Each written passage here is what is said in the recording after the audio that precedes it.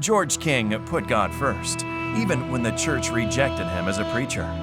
What can we learn from him today that will help us put God first in our own lives? George was a young man who firmly believed that God called him to preach the good news. This was 1880, and James White was still alive. So the king decided to ask him about becoming a preacher.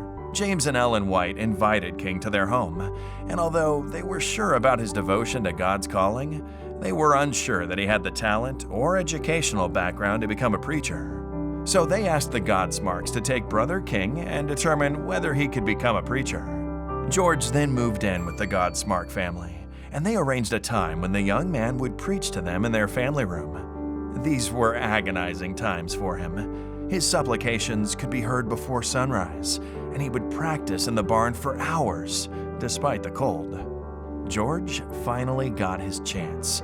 The chairs were arranged, and everything was set up for his sermon. It was a disaster. After this occasion, they made clear to George that he couldn't become a preacher.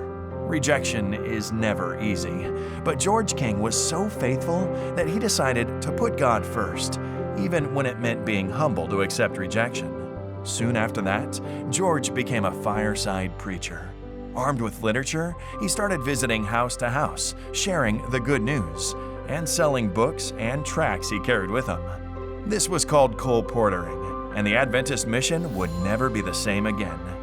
For nearly 30 years, until he died in 1906, George trained hundreds of book salespeople in North and South America and the West Indies. His methods influenced literature evangelism around the globe. By 1886, when the church's ministerial workforce was still counted in the dozens, 400 Adventist colporteurs sold books worldwide and penny tracts door to door.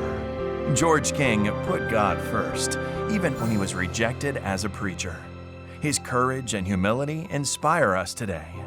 Jesus gave up everything to redeem us, and his love compels us to put his kingdom first in our own lives. As we return our tithe and promise offerings, we are challenged to put God first.